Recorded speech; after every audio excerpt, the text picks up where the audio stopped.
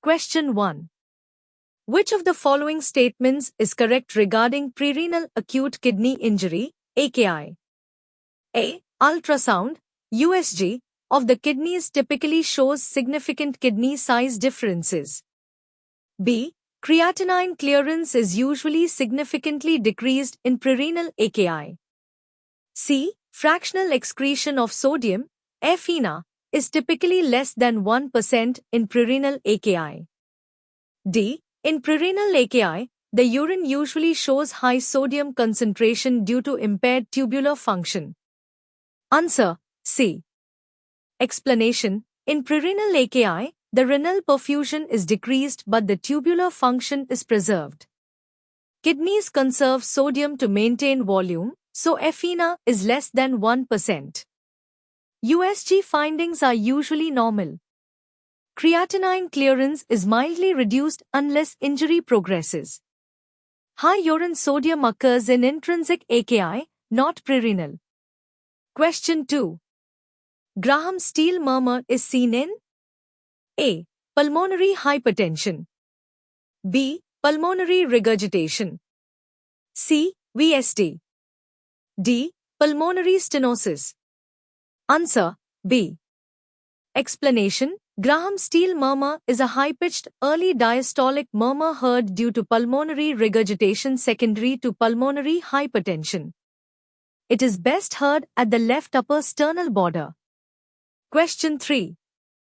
60-year-old male, known case of rheumatic heart disease presents with shortness of breath. On examination, hyperdynamic precordium is noted with water hammer pulse and pistol shot sound over femoral arteries. What is the predominant valvular lesion associated? A. Hyperthyroidism, B. Aortic regurgitation, C. Mitral stenosis, D. Aortic stenosis. Answer: B. Explanation: the classic signs mentioned, water hammer pulse, pistol shot femorals, hyperdynamic apex, are all features of aortic regurgitation, where blood flows back into the LV during diastole causing volume overload. Question 4. Young male presents to the ER with recent onset of palpitations and dizziness. BP 90/60th mmHg, ECG shows irregular RR interval, absent P waves. What is the next best step? A. Verapamil, B. Cardioversion, C. Amiodarone, D. Adenosine. Answer: B. Explanation: the description fits unstable atrial fibrillation, AF. In hemodynamically unstable patients with AF, immediate synchronized cardioversion is the treatment of choice. Question 5. Mitral stenosis is characterized by A. Opening snap after S2, B. Mid-systolic murmur, C. Mid-diastolic murmur, D. Ejection click. Answer: A. Explanation: mitral stenosis causes a mid-diastolic murmur with an opening snap following S2 due to sudden tensing of the stenotic mitral valve leaflets. Question 6. Which of the following is correct about 1 degree AV block? A. Normal PR and prolonged RR interval, B. Prolonged PR and prolonged RR, C. Normal heart rate and short PR, D. Prolonged PR and normal RR. Answer: D. Explanation: first degree AV block is characterized by prolonged PR interval greater than 200 milliseconds with no dropped beats and regular RR intervals. Question 7. A patient taking alendronate is advised to remain upright for at least half an hour after administration. What is the reason for this recommendation? A. Reflux esophagitis, B. Gastritis, C. Nephrotoxicity, D. Hypercalcemia. Answer: A. Explanation: alendronate can cause esophageal irritation and even ulcers. Staying upright prevents reflux esophagitis and helps proper passage of the drug into the stomach. Question 8. A patient is admitted to ICU with pulmonary edema and heart failure. BP is 80/40 mmHg. What is the route of giving nitroglycerin in ICU? A. Sublingual.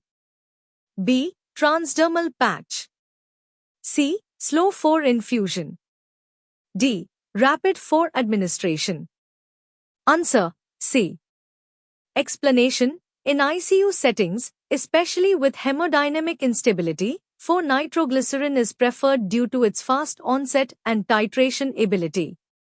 Rapid 4 bolus is not recommended due to risk of hypertension. Question 9. A patient with tuberculosis and HIV was started on both ATT and ART. After 2 months, the patient deteriorates clinically. What is the most likely cause? A. Immune reconstitution inflammatory syndrome, IRIS. B. Drug-drug interaction. C. Development of drug resistance. D. Non-compliance. Answer A. Explanation: IRIS is an exaggerated immune response after initiation of ART due to immune recovery. It commonly occurs in the first few months after starting ART. Question 10. A patient of schizophrenia was on olanzapine for a few months and stopped taking it. What is the most likely reason? A. Tardive dyskinesia. B. Weight gain. C. Agranulocytosis. D. Muscular dystonia. Answer B. Explanation: olanzapine is effective but often discontinued due to significant weight gain and metabolic side effects, leading to non-compliance. Question 11. A patient with rheumatoid arthritis was taking indomethacin. He was started on an ACE inhibitor for hypertension. What is the potential adverse effect of this combination? A. Hyperkalemia. B. Hyponatremia. C. Hyperuricemia. D. Hypercalcemia. Answer A. Explanation: NSAIDs plus ACE inhibitors can reduce renal perfusion and decrease potassium excretion, leading to hyperkalemia and potential renal dysfunction. This is called the triple whammy when diuretics are also added.